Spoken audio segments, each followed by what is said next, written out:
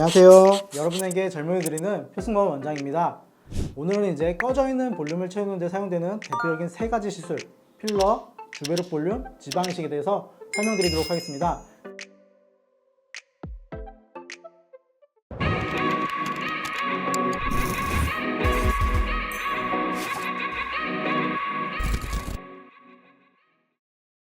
먼저 필러에 대해서 살펴보면, 필러의 장점으로는 이제 상대적으로 좀 단단하기 때문에 즉각적인 효과를 볼 수가 있고, 이 좁은 부위에 정밀하게 넣을 수 있다는 장점이 있습니다. 그래서 주로 이마, 팔자, 입술, 옆볼 등 다양한 부위에 추천드릴 수 있는데요.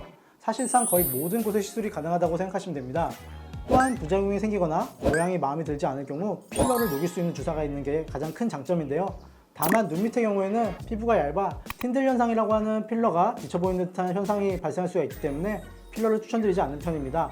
필러의 거의 유일한 단점은 이제 유지기간이 1년 정도로 짧다는 단점이 있는데, 그리고 또한 혈관 부작용으로 피부 괴사나 실명까지 매우 드물지만 있을 수가 있다는 것입니다. 따라서 필러는 시술 경험이 많은 분들에게 시술 받는 것을 추천드릴 수가 있을 것 같습니다. 다음으로는 주베룩 볼륨이 있는데요. 주베룩 볼륨은 주성분이 PDLLA로 시술 부위의 콜라겐 생성을 유도해서 효과를 볼 수가 있습니다. 주베룩 볼륨의 장점으로는 천천히 콜라겐을 생성하면서 볼륨이 생기므로 과하지 않고 자연스러운 경우가 많습니다. 단점은 최소 한 달 간격으로 3번까지 시술을 받으셔야 하고, 볼륨이 차긴 하지만 필러와 다르게 정확히 어느 정도의 볼륨이 만들어질지 예상이 어렵다는 것이 있는데요. 따라서 입술과 같이 좁은 부위에 정밀한 볼륨을 채우는 것보다는 상대적으로 볼륨이 넓은 부위에 시술하시는 것을 추천드릴 수가 있습니다. 마지막으로는 지방이식이 있습니다. 지방이식은 주로 허벅지나 복부에서 지방을 채취해서 미세하게 지방을 만든 후 필요한 곳에 이식을 하게 됩니다. 장점으로는 외부 물질이 아닌 자기 자신의 지방을 사용하기 때문에 상대적으로 안전하다고 볼 수 있습니다. 그리고 생착이 잘 될 경우에는 효과가 상대적으로 더 길 수 있다는 장점이 있는데요. 특히 눈 밑 같은 경우에는 지방이식의 부작용이 상대적으로 적고 효과가 좋아서 필러보다는 지방이식을 더 추천드릴 수가 있습니다. 단점으로는 이제 생착률이 있을 수가 있는데요.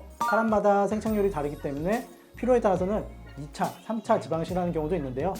이때 생착률이 낮을까봐 너무 과하게 지방이식을 하게 되면 지방이 만져지거나 울퉁불퉁하게 보일 수가 있기 때문에 자연스러운 정도로 지방이식을 하는 것이 좋습니다.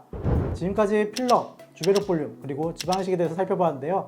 각각 장단점이 워낙 명확하기 때문에 나한테 맞는 것이 어떤 건지에 대해서는 충분한 상담을 통해서 결정하시는 것을 추천드릴 수가 있을 것 같습니다.